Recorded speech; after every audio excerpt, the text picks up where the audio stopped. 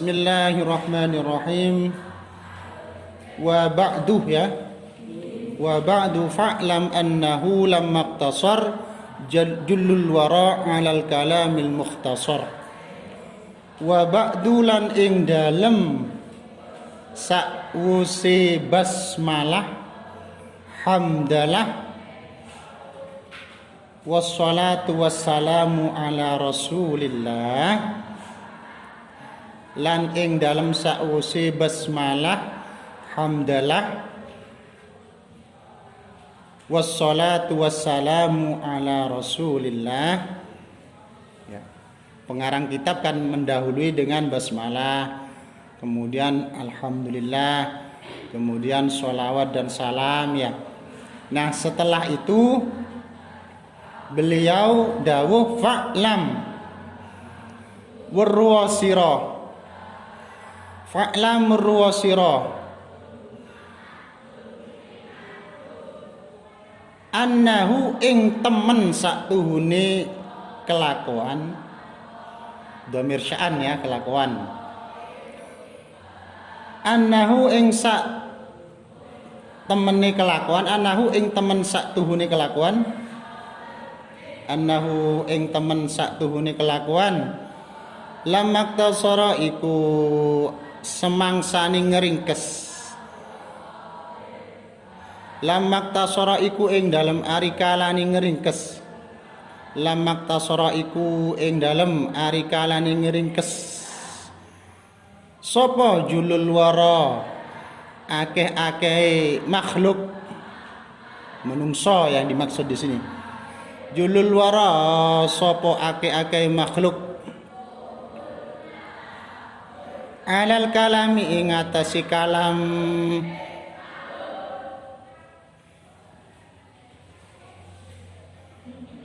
alal kalami ing atase kalam, lamaktasara iku ing dalem ari kalane ngringkes sapa julul wara akeh-akeh makhluk alal kalami ing atase kalam, ing atase guneman al mukhtasari kang dan ringkes, al mukhtasari kang dan ringkes. Jadi manusia itu ya sudah tabiatnya ya, sudah wataknya manusia itu suka kepada kalam ya, kepada bahasa yang singkat ya. Tidak senang panjang-panjang kan itu ya. Yang penting singkat tetapi isinya apa? Padat.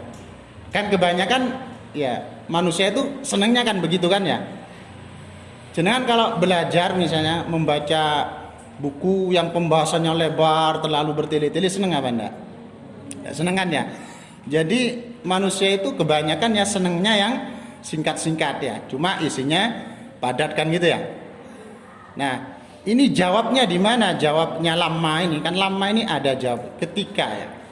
Ketika manusia, dikarenakan manusia itu seneng kalam yang singkat, maka bagaimana? Ini jawabannya jauh ya, terpisah oleh beberapa bait nazam ya, beberapa syair ya. Jawabnya ada di bawah itu nazam tuha ya, itu jawabnya. Nazam tu mongko nazamaken ingsun gitu ya. Itu jawabannya ya. Jadi pengertiannya bagaimana? Pengertiannya ya, kata penyusun nazam ini ya, yaitu Syekh Syarafuddin Al-Imriti ya, bahwa beliau itu menyusun ilmu nahwu dalam bentuk syair atau nazam seperti ini. Alasannya karena kebanyakan manusia itu senang terhadap kalam yang ringkas ya. Makanya kitab Jurmiyah oleh Imam Imriti diringkas dijadikan nazaman. Jadi yang memotivasi, yang mendorong beliau ya untuk menazam kitab Jurmiyah adalah karena kebanyakan manusia itu senang kepada bahasa yang ringkas. Wis tak gawe nazaman ae, tak ringkes ae gitu ya. Paham ya? Wa kana lan ono matluban iku dan suprih. Matluban iku dan suprih. Apa dan suprih iku? Dituntut ya. Matluban iku dan suprih atau dituntut asyaddat talabi kelawan bangete penyuprih. Asyaddat talabi kelawan bangete penyuprih. Minal wara saking makhluk. Minal wara saking makhluk. Apa hifdzul lisani ngrekso bahasa. Hifdzul lisani apa ngrekso bahasa atau belajar gitu bisa ya. Hifdzul lisani apa belajar bahasa atau ngrekso bahasa. Al-Arabi kang bangsa Arab, Al-Arabi kang bangsa Arab. Dan makhluk itu manusia itu sangat dituntut sekali untuk belajar bahasa Arab ya. Jadi agama kita syariat ya sangat mendorong sekali untuk belajar bahasa Arab ya. Makanya sudah saya terangkan hukumnya belajar bahasa Arab itu adalah fardu kifayah. Bagi orang yang ngajar tafsir atau hadis bahkan menjadi fardu ain. Kenapa kok kita sangat dituntut untuk belajar bahasa Arab? Iya, karena Nabi kita, Nabi Muhammad bahasanya pakai bahasa Arab, hadis itu pakai bahasa Al-Qur'an kita, kitab suci kita juga berbahasa Arab. Bagaimana kita bisa memaham Al-Quran? Bagaimana kita bisa memaham hadis kalau tidak bisa berbahasa Arab? Ya. Makanya agama kita sangat menuntut ya, sangat mendorong umatnya untuk belajar bahasa Arab. Bahasa Arab itu lughatu ahlil jannah. Bahasanya penduduk surga. Jadi adik-adik sekalian, besok di surga itu semuanya pakai bahasa Arab.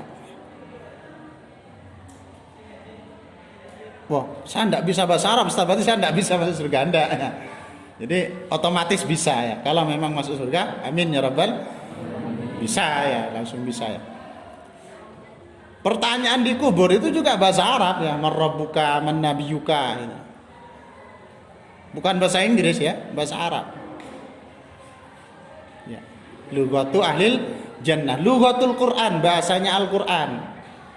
Kita ingin faham Al-Quran ya, bahasa Arab. Lughatu nabiyina Muhammadin sallallahu alaihi wasallam, dan bahasanya nabi kita Nabi Muhammad sallallahu alaihi wasallam. Ya. Kenapa kok agama kita ya, kok syariat kita sangat mendorong untuk belajar bahasa Arab? Kayafamu, supaya ngerti, supaya faham sapa wara. Kayafamu, supaya ngerti atau supaya faham sapa wara ma'ani al-Qur'ani ing pira-pira maknani Qur'an. Ma'ani al-Qur'ani ing pira-pira maknani Qur'an. Wasunnatilan hadis, hadis Nabi. Wasunnatilan hadis. Wasunnatilan hadis. Wasunnatilan hadis. Ad-daqiqatil ma'ani, kang lembut maknane. Ad-daqiqatil ma'ani, kang lembut maknane, kang samar maknane, bisa. Ad-daqiqatil ma'ani, kang lembut maknane. Kenapa kita sangat didorong untuk belajar bahasa Arab? Agar kita bisa memaham makna-makna yang terkandung di dalam Al-Quran, dan juga agar kita bisa paham akan hadis-hadis Nabi yang maknanya memang sulit. Tidak mudah ya memahami Al-Quran, memahami hadis, itu tidak mudah ya. Perlu kita bisa berbahasa Arab, perlu kita bisa gramatika Arab atau nahwu ya. Tidak bisa hanya bermodalkan terjemahan ya, kayak saya yang terangkan kemarin ya, kayak yang sudah saya terangkan kemarin ya. Tidak bisa kita mendalami Al-Quran atau mendalami hadis hanya dengan berbekal terjemahan. Wannahu utawi ilmunahu, wannahu hale utawi ilmunahu, wannahu hale utawi ilmunahu, wannahu hale utawi ilmunahu, wannahu hale utawi ilmunahu aula iku luwe hak, iku luwe berhak atau luwe utama, aula iku luwe hak, aula iku luwe berhak atau luwe hak awalan ing dalam kawitane apa ayu lama yen to den werwi apa annahu wannahu hale utawi nahu aula iku luwe berhak awalan ing dalam kawitane ayu lama apa yen to den werwi apa nahu apa annahu. Kenapa? Idzil kalamu krana utawi kalam, idzil kalamu krana utawi kalam, idzil kalamu krana utawi kalam dunahu kelawan tanpa nahu, dunahu kelawan tanpa annahu, dunahu kelawan tanpa annahu di atas la yufhama iku ora bisa den faham apa al kalam, la yufhama iku ora bakal bisa den faham apa al kalam, iku ora bakal bisa den faham apa al kalam. Jadi ilmu nahu adalah ilmu yang lebih berhak untuk dipelajari pertama kali. Anak-anak ibtidak itu sudah harus belajar nahu. Ilmu yang lebih berhak untuk dipelajari pertama kali adalah ilmu nahu. Kenapa? Idzil kalamu dunahu la yufhama. Karena kalam itu, bahasa itu, kata-kata itu tidak akan bisa difaham dengan tanpa ilmu nahu. Ya. Untuk memahami kalam Arab maksudnya ya, yang berbahasa Arab, kita perlu ilmu nahwu. Makanya ilmu nahwu itu adalah ilmu yang lebih berhak untuk dipelajari pertama kali. Nah, kira-kira kitab nahwu apa yang paling gampang? Kira-kira kitab nahwu yang paling mudah itu apa untuk pemula ya? Untuk anak ibtidak misalnya ya. Wa kana lan ono apa khairu kutbihi, luweh baguse pira-pira kitab nahwu. Wa kana lan ono khairu kutbihi apa sak bagus-baguse kitab nahwu atau luweh baguse kitab nahwu. Luweh baguse kitab nahwu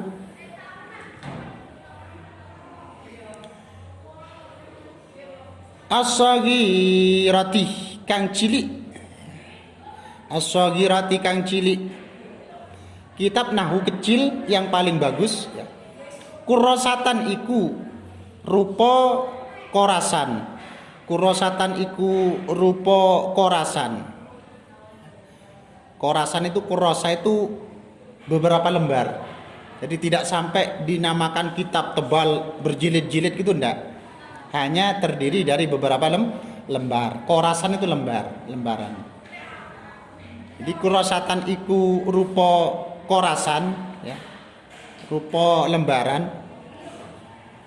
Kitab nahwu kecil yaitu yang paling bagus, yaitu kitab nahwu yang hanya berupa lembaran-lembaran. Latifatan kang cilik, latifatan kang cilik atau kang lembut, latifatan kang cilik.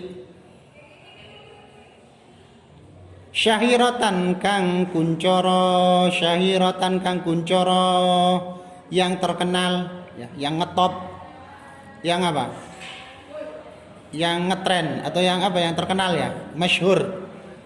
Syahiratan kang kuncoro, kuncoro itu terkenal. Terkenal di mana? Fi urbiha, ing dalam tanah Arabi kurrosah. Fi urbiha, ing dalam tanah Arabi kurrosah. Fi urbiha, ing dalam tanah Arabi kurrosah. Wa ujamiha, lan tanah ajami kurrosah. wa ujmiha lan tanah ajami kurrasah, wa ujmiha lan tanah ajami kurrasah, warumi lan Romawi, warumi lan tanah Romawi, warumi lan tanah Romawi. Romawi itu mungkin Eropa ya.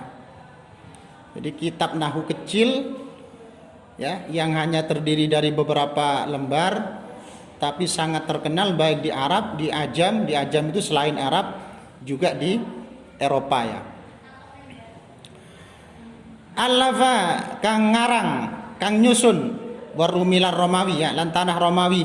Allafa kang ngarang, allafa kang nyusun atau ngarang, allafa kang nganggit bisa, allafa kang nganggit atau nyusun ha ing kurrasah,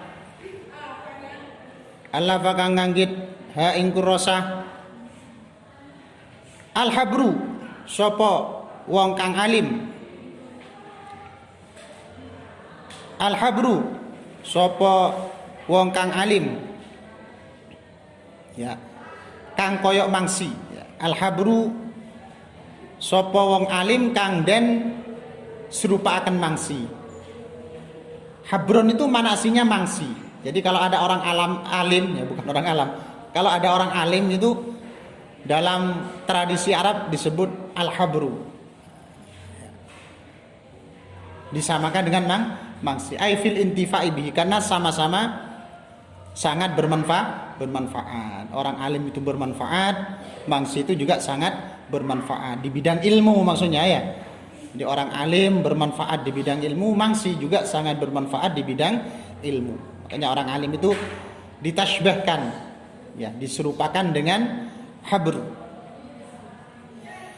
Al-habru sapa wong kang alim kang den serupaaken mangsi ing dalem oleh manfaati, kalau dilengkapi ya, ing dalem oleh manfaati, ing dalem oleh manfaati.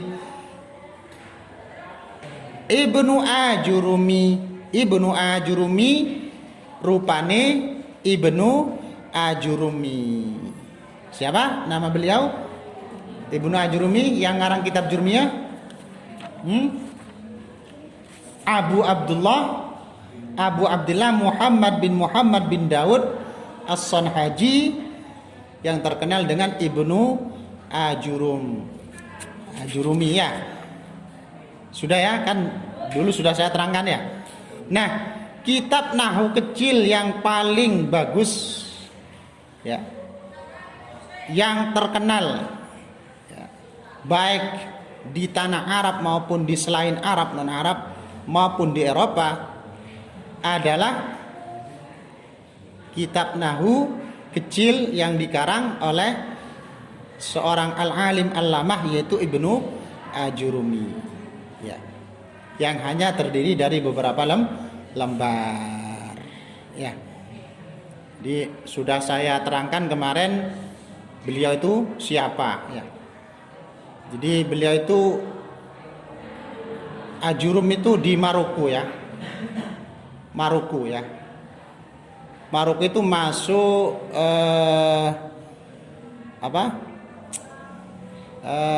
Afrika ya. Maroko. Beliau dikebumikan di sana ya. Dan beliau juga orang sana ya, Maroko.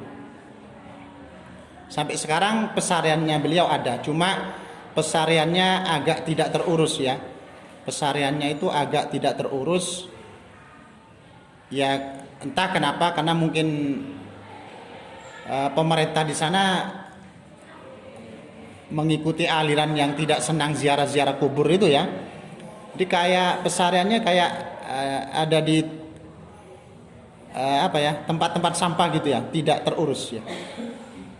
Sayang sekali ya, kalau di Indonesia itu dibangun ya, banyak sekali penziarah mungkin nggak kalau di Indonesia ya. Di kota Fes ya, Maroko ya. Nah, beliau itu setelah ngarang kitab Jurmiyah itu ya, setelah selesai rampung, beliau buang ke kali ya, ke sungai di ceritanya itu ya. Bismillahirrahmanirrahim. Ya Allah, kalau memang saya ikhlas, kalau memang kitab saya ini bermanfaat, akan saya buang ke sungai. Nanti kalau memang saya ikhlas, kalau memang ini manfaat, saya yakin akan kembali lagi ke rumah. Bismillahirrahmanirrahim, dilempar ke kali yang airnya sangat deras ya. Nah, setelah itu beliau pulang ke rumahnya, ternyata di rumahnya sudah ada di mejanya kitab yang beliau tulis itu ya. Oh, berarti kalau begitu saya ikhlas. Berarti kalau begitu saya ini kitab akan bermanfaat ya. Ternyata memang betul sangat bermanfaat sekali kan itu ya. Orang-orang Indonesia, kiai-kiai besar ya, semuanya ya dulu awal-awal pertama kali belajar nahwu ya pakai jurmiyah ya. Setelah itu imriti ya. Yang kiai sungguhan ya. Kiai-kiai ya di seluruh Indonesia, bukan hanya di Indonesia ya, mungkin ulama-ulama besar di seluruh dunia ya pernah belajar jurmiyah. Awal-awal belajar nahwu ya pakai jurmiyah. Ada yang mengatakan, beliau berkata, kalau memang ini bermanfaat, insya Allah tulisannya mangsinya tidak akan hilang. Setelah dibuang ke sungai, dilihat ternyata tulisannya tetap, mangsinya tidak oh berarti ini bermanfaat. Ternyata memang betul-betul bermanfaat. Jadi itu mungkin sedikit cerita tentang pengarang kitab jurmiyah. Nah, kemudian kitab jurmiyah ini oleh Syekh Syarafuddin Al-Imriti disusun menjadi nazoman ya, menjadi syair yang terkenal dengan nazom Imriti. Apa alasannya kok dijadikan nazoman, kok diringkas menjadi syairan, jadi nazoman tadi itu? Karena lam maktasor julul wara alal kalamil mukhtasar, karena kebanyakan manusia itu senang kepada kalam yang singkat, apalagi pakai lagu-lagu ya, kayak tadi kita nyanyi bersama itu ya.